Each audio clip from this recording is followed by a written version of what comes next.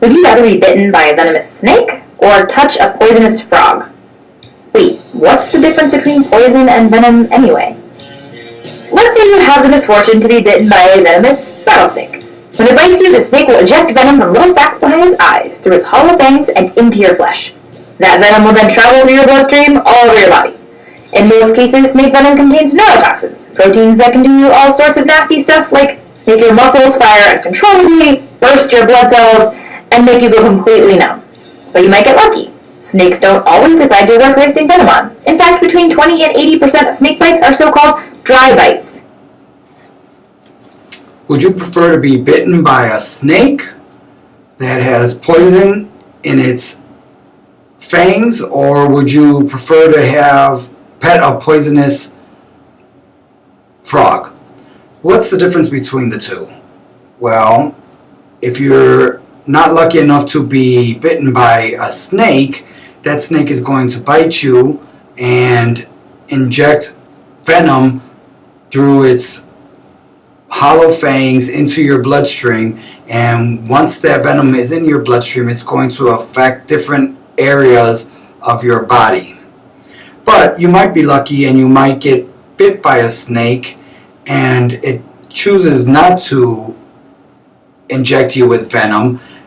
A big percentage of snake bites are what they consider dry bites. But a snake is just trying to send a message without actually killing you. You see, venom takes energy and resources for the snake to make, and they don't want to waste it on a warning shot. When it comes to poison, on the other hand, there's no warning shot.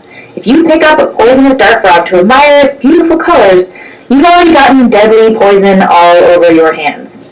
As it seeps into your skin and travels through your blood, the poison starts to interfere with your nerves, preventing your muscles from contracting. If the frog's poison reaches your heart, it can cause it to stop. The distinction. When you get bitten by a venomous snake and it's a dry bite, it's because the snake doesn't want to waste its venom, because it takes a lot of energy to produce that venom. So they don't want to waste that energy on just a warning. Now, on the other hand, if you come across a poisonous frog and you pick it up because of its bright colors, there is no warning shot per se for that poison to get into your system. That poison is already going to seep into your system through the contact that you had, and it's going to stop your body from contracting, and if that poison gets to your heart, it could stop your heart from working. The difference between venom and poison is purely in the method of delivery. Poison has to be inhaled, ingested, or absorbed, and venom has to be injected into a wound. Chemically, venoms and poisons are both considered toxins. So a snake bite is venomous. A poisoned dart frog is poisonous. Brown recluse spiders are venomous. Pufferfish are poisonous. And some compounds can be poisons in one animal and venoms in another. The only difference between poison and venom, because they're both considered toxins, is the method of delivery. A poison has to be ingested, inhaled, or swallowed, where a venom has to be injected. A snake injects venom, where a frog secretes poison. Spiders inject venom, and pufferfish have poison. Now, both of them are considered toxins. Tetrodotoxin, a chemical 10,000 times more toxic than cyanide, is found in pufferfish, where it makes them poisonous. It's also found in the deadly blue-ringed octopus, where it's a venom delivered by bite. Some animals can even be both poisonous and venomous. Take the Asian tiger snake, for example. Not only does it have venom in its fangs, but it also absorbs the toxins from the poisonous toads it eats, and then secretes those toxins from special glands on its neck.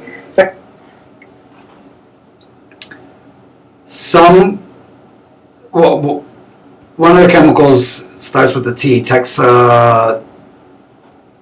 Tetrodotoxin,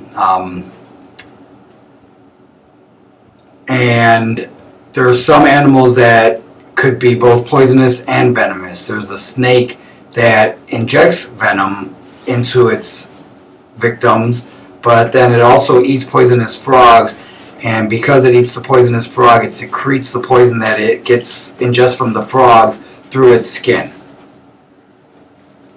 Rendering it poisonous, too. Scientists are constantly finding new animals that employ toxins in weird, interesting ways. Recently, researchers discovered the very first venomous crustacean. Out of 70,000 species of crustaceans, only this one little remorquide is venomous. Speleonectes tubinensis has figured out how to create a cocktail of toxins that it delivers through its tiny fangs. Scientists are always looking for or discovering new animals that are toxic. And they just discovered a new crustacean that delivers its venom through some tiny fangs. Scientists aren't totally sure how this venom works yet, but they think that it causes the unwitting victim's neurons to fire over and over and over again until it becomes paralyzed. Then the little remorquide closes in, dissolving away the exoskeleton of its prey and sucking out the juices. The crustacean that was just discovered by the scientists is believed to inject its venom into its victim, which causes its neurons to rapidly fire over and over again, causing the victim to suffer paralysis. Once this victim is paralysis, the crustacean dissolves the outer shell and ingests the insides of the victim. But poisons and venoms aren't always all bad. For thousands of years, humans have looked for ways to harness the power of these toxic compounds for good. Today we have all sorts of medicines that come from toxins. The poison from cone snails is used as a painkiller. Many poisonous plants have been used to treat everything from malaria to irregular heartbeats. And scorpion venom might one day be used to treat heart disease. So what should you do if something bites or poisons you? Don't try any of the things you've seen on the internet or in movies. Don't try to capture and kill the animal that bit you, and don't use a tourniquet or knife on your wound. Most importantly, don't panic. Stay calm and seek medical attention. Treatment will mostly depend on what species you encountered.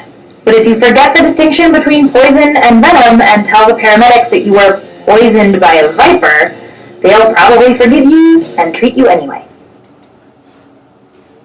Poison and venom is not necessarily always bad. Through the years, science has discovered that toxins from both plants and animals can be used in a medicinal way. And what should you do if you are ever bitten by a venomous animal or ingested poison? Well, the first thing you should do is don't panic and don't do anything that you see or hear about from TV. Do not try to capture the animal. Do not make a tourniquet and try to cut the poisoned area. And the kind of treatment that you get will depend on whether it's the venom or the poison, how it was inflicted upon you. If you do not know it and you make a mistake on describing what it is, the paramedic might have a laugh at you, but you would still get the medical attention that you need.